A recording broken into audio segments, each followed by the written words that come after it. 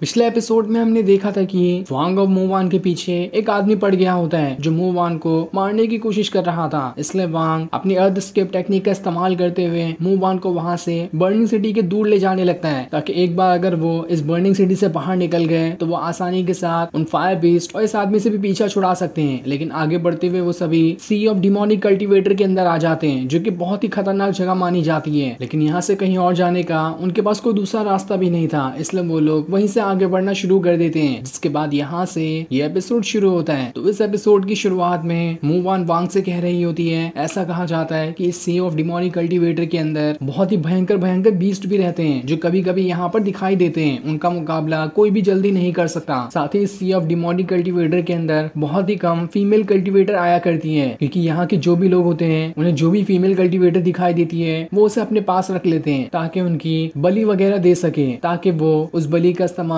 काफी सारी दूसरी डिमोनिक चीजों में कर सकें। लेकिन वो दोनों ये बातें कर ही रहे होते हैं कि तभी वहां पर उड़ते हुए एक बहुत ही भयंकर स्वॉर्ड आ जाती है जो सीधा मूवान को ही लगने वाली थी। इसलिए वांग उसे बचा लेता है। लेकिन अब वहां पर उससे भी बड़ी स्वॉर्ड आ जाती है जो सीधा अब वांग के ऊपर अटैक करना शुरू कर देती है। वांग जैसे जैसे स्वॉर्ड को तो रोक लेता है, लेकिन दूसरी एनर्जी मूवान को वहां से ले जाने लगती है। लेकिन जैसे तैसे वांग वहां पर आकर मूवान को बचा लेता है। जिसके बाद वांग सभी से कहता है, जो भी ये कर रहा है वो सामने आओ, वरना मैं तुम लोगों को जिंदा नहीं छोड़ूंगा। तब वहां पर मिडिल स्टेज के फाउंडेशन लेवल वाले 3 कल्टिवेटर आते हैं जो यहाँ पर मूवान को ही लेने के लिए आए थे। वो वांग से कहते हैं, इज्जत से मूवान को छोड़ दो, वरना तुम भी यहाँ पर जिंदा नहीं बचोगे। ये देखकर मूवान घबरा जाती है। वो वांग से कहती है, हमें यहाँ से निकल जाना चाहिए, ये लोग तीनों काफी ज्यादा पावरफुल दिखाई दे रहे हैं, हम इसका मुकाबला नहीं कर सकते। लेकिन तब वांग अपनी रेड लाइटनिंग का इस्तेमाल करता है और जैसे वो उसे एक्टिवेट करता है, उसकी रेड लाइटनिंग एक के बाद एक करते हुए तीनों कल्टिवेटर के अंदर घुस जाती है और एक ही सेकंड के अंदर उन तीनों का वहां पर खेल खत्म कर देती है। जिसके बाद वांग उनके पास जितनी भी कीमती चीजें होती हैं उन सभी को ले लेता है। जिसके बाद वो मूवान से कहता है, अगर एक साथ में स्ट्रॉन्ग कल्टिवेटर हो तो वो सी ऑफ डिमोनिक कल्टिवेटर में तो क्या, दुनिया के किसी भी कोने में कोई भी लड़की जा सकती है, बस उसका सपोर्ट करने वाला एक पावरफुल कल्टिवेटर होना चाहिए। ये सुनकर तो मूवान भी हैरान हो जाती है। वो उससे कहती है, जिस टेक्निक का भी तुमने इस्तेमाल किया उसे डेथ स्पेल कहा जाता है। मैंने अपने सेट के काफी टाइम पुरानी किताबों में पढ़ा था कि अगर किसी को इस टेक्निक का इस्तेमाल करना है तो उसे सबसे पहले 3 QI पावर की जरूरत पड़ती है। सबसे पहली QI ये होती है कि उसमें लड़कियों की बलि देनी होगी। सेकंड QI ये होती है कि उसमें डेथ ऑफ ब्रेथ का इस्तेमाल करना पड़ता है, जिससे जल्दी नॉर्मल कल्टिवेटर नहीं कर सकता। और आखिरी QI ये होती है जो कि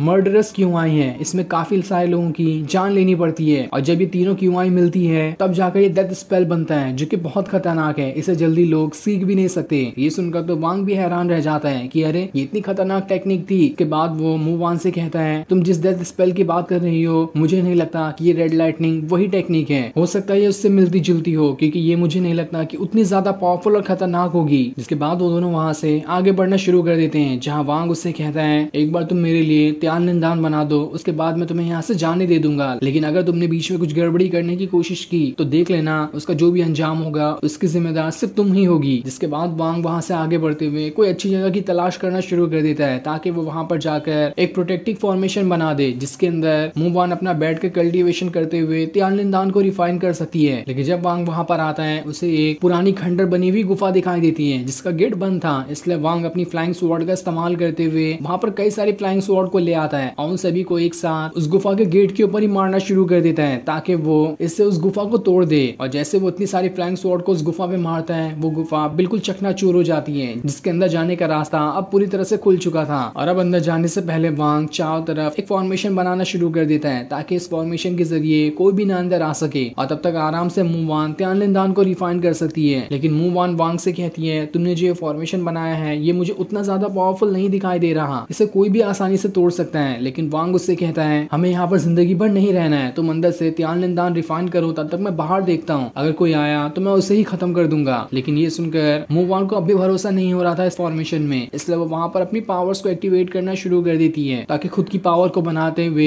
वहां पर वांग से भी ज्यादा पावरफुल फॉर्मेशन बना दे, ताकि वो आराम से अंदर जाके त्याल निदान को रिफाइन कर पाएगी और उसे बाहर किसी भी चीज का डर भी महसूस नहीं होगा। और उसका बनाया जा रहा ये वाला फॉर्मेशन काफी ज्यादा खतरनाक और पावरफुल दिखाई दे रहा होता है, जिसमें मूवान काफी सारे मरे हुए पावरफुल बीस्ट के बोन का भी इस्तेमाल करती है और उन सभी की बोन का इस्तेमाल करते हुए उस फॉर्मेशन के कई सारे लेयर बनाना शुरू कर देती है। और एक बार जब वो फॉर्मेशन बनकर तैयार हो जाता है तो वो वांग से कहती है, इस फॉर्मेशन के अंदर मैंने 214 अलग अलग लेयर लगा दी है, इसे तोड़ना बहुत ज्यादा मुश्किल है, और अगर हमें इससे और ज्यादा पावरफुल बनाना है तो हमें और ज्यादा पावरफुल मरे हुए बीस्ट के बोन की जरूरत पड़ेगी। अगर हमें वो मिल जाए तो मैं इस फॉर्मेशन को और ज्यादा पावरफुल बना सकती हूँ। जिसके बाद वो दोनों वहां से गुफा के अंदर जाने लगते हैं ताकि वहां पर मूवान तियानलिनदान को रिफाइन कर सके। जहां अंदर आने के बाद वांग मूवान से कहता है मुझे तुम्हारे सोल ब्लेड की जरूरत है ताकि मैं तुम्हारे ऊपर अच्छे से भरोसा कर सकूं, लेकिन मेरी बात का भरोसा करो, तुमने एक बार तियानलिनदान रिफाइन कर दिया तो मैं तुम्हारा सोल ब्लेड तुम्हें वापस कर दूंगा और तुम्हें खुद अपने हाथों से सी ऑफ डिमोनिक कल्टीवेटर के बाहर ले जाऊंगा। उसके बाद मैं तुम्हारे पर कोई भी ऑर्डर नहीं चला सकता, तुम बिल्कुल फ्री रहोगी, लेकिन तब भी मुझे अभी के लिए तुम्हारा सोल ब्लेड चाहिए ताकि मैं तुम्हारे पर पूरी तरह से भरोसा कर सकूं। तब ये सुनकर मूवान अपना सोल ब्लेड वांग को दे देती है, जिसके बाद वांग उसे सारे के सारे मटेरियल ला के दे देता है जिसका इस्तेमाल करते हुए मूवान तियानलिनदान को रिफाइन कर सकती है। तब उन सारे मटेरियल को देखकर मूवान तो एकदम हैरान रह जाती है क्योंकि ये सारे टॉप लेवल के मटेरियल थे। मूवान वांग से कहती है ये इतने सारे मटेरियल है जिसका इस्तेमाल करते हुए मैं 300 कल्टीवेशन बढ़ाने वाली पिल बना सकती हूँ, 50 पॉइजन निकालने वाली पिल बना सकती हूँ और ऐसे ही कई तरह की पिल बना सकती हूँ। साथ ही साथ तियानलिनदान को तो मैं इसका इस्तेमाल करते हुए बना ही सकती हूँ। अगर तुम चाहो तो मैं तुम्हारे लिए वो सारी की सारी पिल बना दूंगी। ये सुनकर वांग भी खुश हो जाता है और उससे कहता है तुम ये सारी पिल बनाओ, मैं 2 दिन बाद यहाँ पर वापस आऊंगा और देखूंगा कि तुमने यहाँ पर कितनी पिल बनाई है। तब तक कि मैं दूसरे पावरफुल बीस्ट की बोन को ढूंढने जा रहा हूँ ताकि उसका इस्तेमाल करते हुए मैं इस फॉर्मेशन को और ज्यादा पावरफुल बना सकूं। लेकिन जैसे वो आगे बढ़ रहा होता है मूवान उससे कहती है वांग सुनो, क्या तुम्हारे पास कोई पावरफुल एल्केमी फर्नेस है? क्योंकि मेरे पास जो एल्केमी फर्नेस है उसके अंदर मैं सिर्फ नॉर्मल पिन को ही रिफाइन कर सकती हूँ। तियानलिनदान को रिफाइन करना उस एल्केमी फर्नेस की बात नहीं, हमें इससे भी ज्यादा पावरफुल एल्केमी फर्नेस की जरूरत पड़ेगी, तो क्या तुम उसका बंदोबस्त मेरे लिए कर सकते हो? लेकिन वांग अभी उसे कोई भी जवाब नहीं देता और गुस्से भरी शक्ल दिखाते हुए वहां से चला जाता है, जो देखकर तो मूवान भी घबरा जाती है और वो आगे उससे कुछ भी नहीं कहती। इसके बाद वांग पूरे की पूरे सी ऑफ डिमोनिक कल्टीवेटर के अंदर उस मैप का इस्तेमाल करते हुए ऐसी जगह ढूंढने की तलाश में निकल जाता है जहां पर उसे काफी सारे पावरफुल बीस्ट के बोन वगैरह मिल सकते हैं। दूसरी तरफ हम एक आदमी को देखते हैं जो अपने छोटे भाई के पास आता है और वो उसकी पावर को अपने अंदर एब्जॉर्ब कर रहा था ताकि अपने छोटे भाई की पावर का इस्तेमाल करते हुए वो खुद ज्यादा पावरफुल बन जाए। उसका छोटा भाई उससे कह रहा होता है मैं तो तुम्हारा भाई हूँ, तब भी तुम मेरे साथ ऐसा करना चाहते हो, तुम बिल्कुल एक मर्डरर हो, अगर मास्टर को उसके बारे में पता चलेगा वो तुम्हें जिंदा नहीं छोड़ेंगे। लेकिन तब उसका बड़ा भाई कहता है तुम तो अभी बिल्कुल नादान हो, मास्टर को अगर पता भी चल गया तब भी कोई फर्क नहीं पड़ने वाला क्योंकि मैं इविल सेक्ट से आता हूँ और वहाँ का वही नियम है कि पावरफुल हमेशा कमजोर को खत्म कर देता है, चाहे वो उसका भाई ही क्यों ना हो। तो मास्टर को ये बात पता चलने दो, वो मेरा कुछ भी नहीं बिगाड़ पाएंगे। ये सुनकर तो